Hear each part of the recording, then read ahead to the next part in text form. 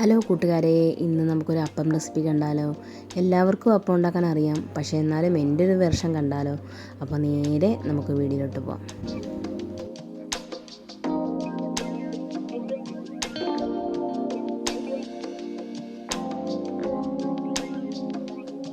അപ്പോൾ ഇതാ അപ്പം ഉണ്ടാക്കാനായിട്ട് നമ്മുടെ അരി കുതിർത്ത് വെച്ചിട്ടുണ്ടായിരുന്നു കേട്ടോ. ഞാനിവിടെ ഒരു 2 കപ്പ് അരിയാണ് എടുത്തിരിക്കുന്നത്. നമുക്ക് അരി എടുക്കുമ്പോൾ പച്ചരി എടുക്കാം, നമുക്ക് ഇഡലി റൈസ് എടുക്കാം, ഇല്ലെങ്കിൽ നമുക്ക് പൊന്നിയരി വേണമെങ്കിലും എടുക്കാം. അപ്പോൾ നമ്മുടെ കയ്യിൽ ഇഷ്ടമുള്ള രീതിയിൽ അരി എടുക്കുക. അത് ഞാൻ കുതിർത്ത് വെച്ചിട്ടുണ്ട്, നല്ലപോലെ കഴുകി ഒരു 4-5 മണിക്കൂർ നല്ലപോലെ കുതിർത്ത് വെച്ചിട്ടുണ്ട്. കുതിർത്ത് വെച്ചതിന് ശേഷം നല്ലപോലെ ഒന്നുകൂടെ കഴുകിയെടുക്കുക. അതിലേക്ക് 1 കപ്പ് നമ്മുടെ തേങ്ങ ചേർക്കുക, ഒരു 1/2 കപ്പ് ചോറ് ചേർക്കുക, നമ്മളുണ്ടാക്കുന്ന ചോറ്.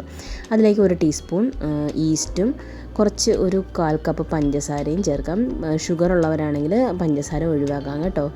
അപ്പോൾ അതെല്ലാം കൂടി നമുക്കതൊന്ന് മിക്സ് ചെയ്തതിന് ശേഷം നമുക്ക് മിക്സിയിലിട്ട് നല്ലതുപോലെ അരച്ചെടുക്കുമ്പോൾ നല്ലതുപോലെ അരച്ചെടുക്കണം.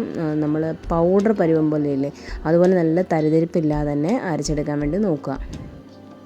അത് ആദ്യമേ തന്നെ കുറേ വെള്ളം ഒഴിച്ച് അരച്ച് കഴിഞ്ഞാൽ നമുക്ക് നല്ലപോലെ അരഞ്ഞ് കിട്ടത്തില്ല. കുറേശ്ശെ വെള്ളം ഒഴിച്ചിട്ട് വേണം നമ്മൾ അപ്പത്തിന് അരച്ചെടുക്കാൻ. അതിനുശേഷം അരച്ചതിന് ശേഷം ഉപ്പൊന്നും ഇടാതെ തന്നെ നമ്മൾ അത് പൊങ്ങാൻ വേണ്ടി വെച്ചിട്ടുണ്ട്. ഒരു 5 മണിക്കൂറിനുള്ളിൽ തന്നെ നമുക്കത് ഒരു 4 മണിക്കൂർ മതിയായിരിക്കും.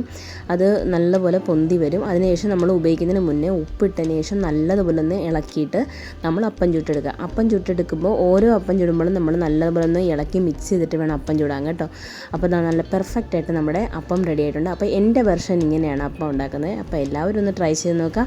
ഇഷ്ടപ്പെട്ടാൽ ഷെയർ ചെയ്യുക, സബ്സ്ക്രൈബ് ചെയ്യുക. നമ്മുടെ ചാനലിൽ പുതിയ വീഡിയോസൊക്കെ കാണാം.